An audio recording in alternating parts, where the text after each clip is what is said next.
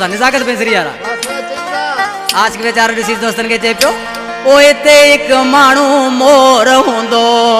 तदे मुंजो दौर हुंदो ते एक मानू मोर हुंदो तदे मुंजो दौर हुंदो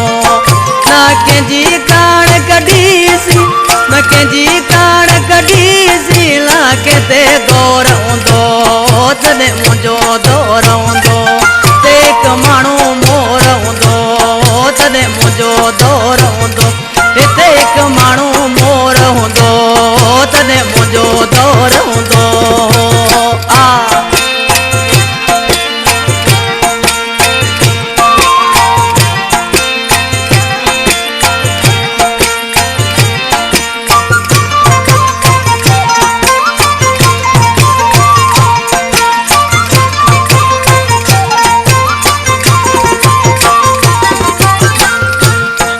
वफादार बचो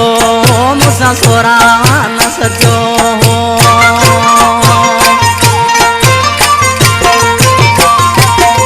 वफादार बचो मुसा सोरा न सचो पंहिंजो साम्हूं तारे कंदो घोर हूंदो तॾहिं मुंहिंजो दौर हूंदो हिक माण्हू मोर हूंदो तदे मुंजो दौर हुंदो न कंहिंजी कान कढीसी न कंहिंजी कान कढीसी न कंहिंते गौर हुंदो तदे मुंजो दौर हुंदो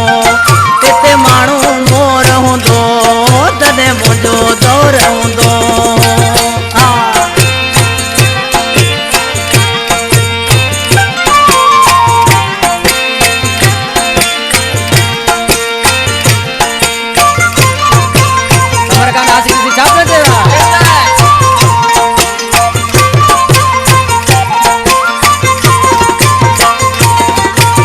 गोट में नाए जानी रोगो वीरानी या वीरानी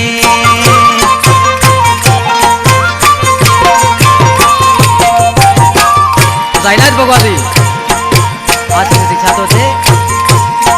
अज गोट में नाए जानी रोगो वीरानी या वीरानी कुंदे उलझे गोट में कुंदे उलझे गोट में मजो ही और हुंदो तदे मुंजो दौर हुंदो हिते माण्हू मोर हुंदो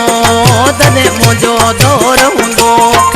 न कंहिंजी कान कढीसी न कंहिंजी कान कढीसी न कंहिंते गौर हुंदो तदे मुंजो दौर हुंदो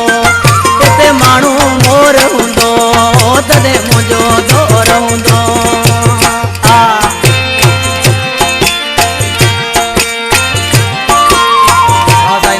जानिवा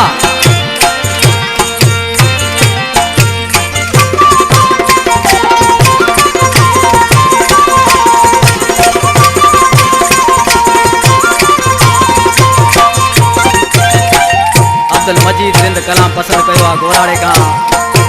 इन कलाम जो शायर मुझो बारन जड़ो दोस्त अचल दलन जो दड़ लग मियन चाटी चातो से दल अकल का परे वो मुला सफा सुन करे वो दल अकल का परे वो मुला सफा सुन करे वो जिंदगी मयेड़ो ना बचल बोर हुंदो तदे मुंजो दौर हुंदो हिते माण्हू मोर हुंदो तदे मुंजो दौर हुंदो न कंहिंजी कान कढीसी न कंहिंजी कान कढीसी न कंहिंते गौर हुंदो तदे मुंजो दौर हुंदो